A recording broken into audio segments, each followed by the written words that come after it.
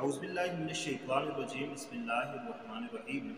मुअज़्ज़ज़ व मुकर्रम नाज़रीन इकराम, अस्सलामु अलैकुम व रहमतुल्लाहि व बरकातुहू। उम्मीद है कि आप सब खैर व आफियत से होंगे।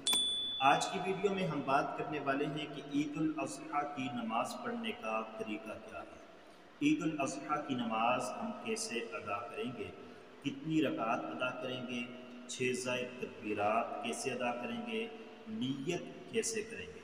साल में 2 ईदें हैं, ईद उल फ़ितर और ईद उल अज़हा। ये 2 नमाज़ें पढ़ी जाती हैं, इसलिए पूरा साल गुजरने के बाद लोग नमाज का तरीका भूल जाते हैं, जहन से निकल जाता है। तो आज आप हमारी वीडियो को देखिए ताकि आपके जहन में ईद की नमाज का तरीका ताज़ा हो जाए और आप ईद वाले दिन व अहसन आला ईद की नमाज अदा कर सकें।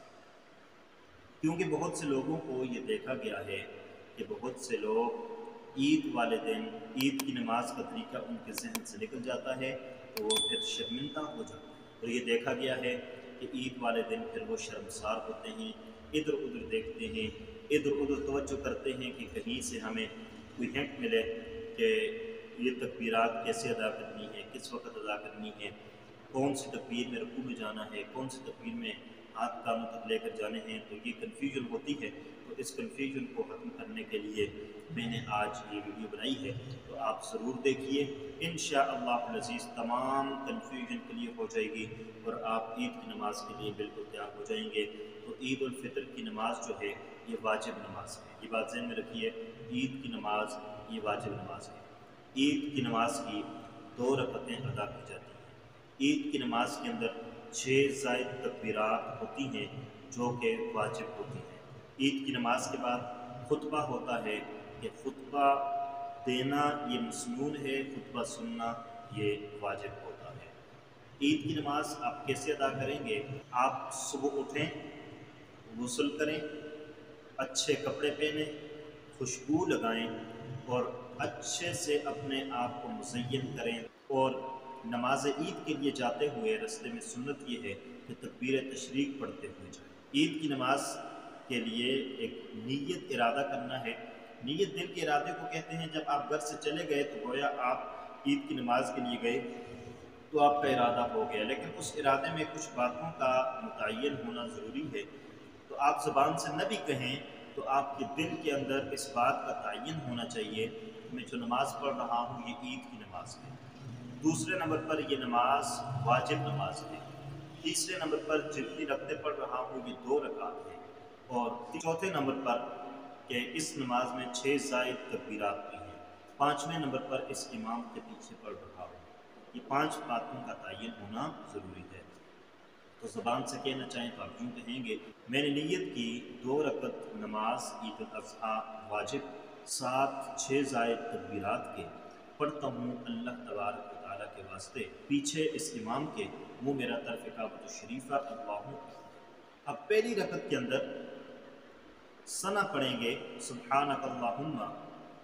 इमाम किरात करेगा। इमाम किरात करने से पहले 3 ज़ायद तकबीरात कहेगा। आपने उन 3 ज़ायद तकबीरात में अपने हाथ कानों तक उठाने हैं और छोड़ देने हैं। तीसरी तकबीर में आपने हाथ बांध देने हैं। ये पहली 3 तकबीरात पहली रकअत के अंदर मुकम्मल हो जाएंगी, जो कि किरात से पहले होंगी। उसके बाद इमाम सूरह फातिहा पढ़ेगा, 7 सूरत मिलाएगा, फिर उसी तरीके से रुकू होंगे, सुजूद होंगे। दूसरी रकअत के लिए खड़ा हो जाएगा। दूसरी रकअत में इमाम किरात करेगा, सूरह फातिहा पढ़ेगा, 7 सूरत मिलाएगा। रुकू में जाने से पहले इमाम 3 ज़ायद तकबीरात कहेगा।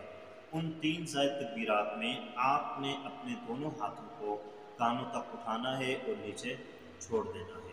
चौथी तकबीर रुकू की होगी तो उस तकबीर के अंदर आपने रुकू में चले जाना है।